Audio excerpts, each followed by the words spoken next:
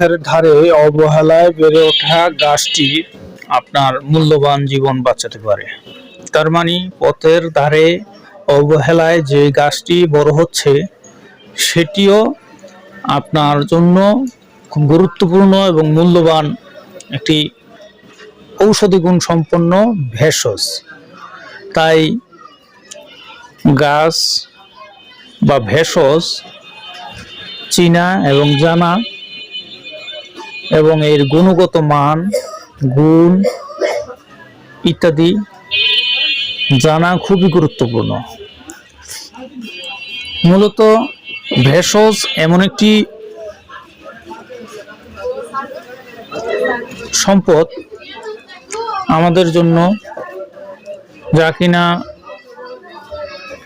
ঘুম থেকে ওঠা থেকে শুরু করে ঘুম আসা পর্যন্ত খাদ্য দ্রব্য এবং ঔষধ, সবজি, ভাত, আটা, রুটি যাই কিছু বলি না কেন সবই গাছ থেকে উৎপত্তি। আমরা যে শ্বাস প্রশ্বাস নিচ্ছি এবং ছাড়ছি, যেমন অক্সিজেন গ্রহণ করছি, কার্বন ডাই অক্সাইড ত্যাগ করছি, অক্সিজেন আমরা গাছ থেকে পাই, আমাদের যে কার্বন ডাই অক্সাইড এগুলো আবার গাছ শোষণ করে বেঁচে থাকে।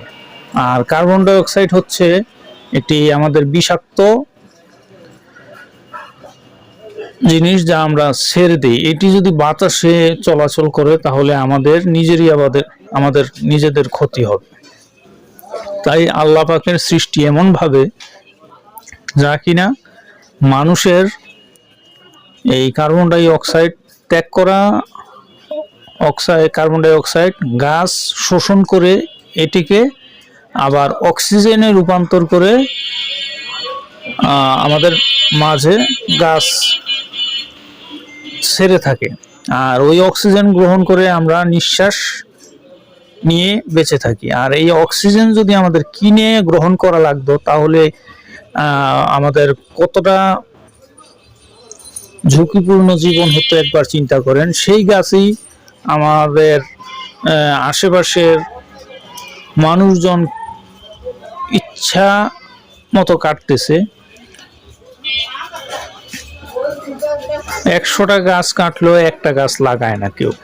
এতে করে আমাদের নিজেরই পরিবেশের এবং সকল দিকেই প্রাকৃতিকভাবেই আমাদের নিজের ক্ষতি নিজে ডেকে আনছি। যেমন আবহাওয়া চেঞ্জ হয়ে যাচ্ছে, অতি গরম, অতি শীত এবং রোগ ব্যাধির মূল কারণ এই সমস্যাগুলো। তাই আমার ভিডিওটি যদি আপনাদের ভালো লাগে লাইক কমেন্ট শেয়ার করবেন আর আমার জন্য দোয়া করবেন। গাছরা নিয়ে কি বিষয়ে আপনারা জানতে চান সে বিষয়ে আমাকে কমেন্টে জানাবেন। আমি ওই বিষয়গুলো নিয়ে ভিডিও বানানোর চেষ্টা করব। আমি হাকিম মোহাম্মদ রিয়াজুল ইসলাম, রিয়াজ হারবাল চিকিৎসা কেন্দ্র, ভুলতা, গাউসিয়া, রূপগঞ্জ, নারায়ণগঞ্জ। আমার জন্য দোয়া করবেন। আল্লাহ হাফেজ।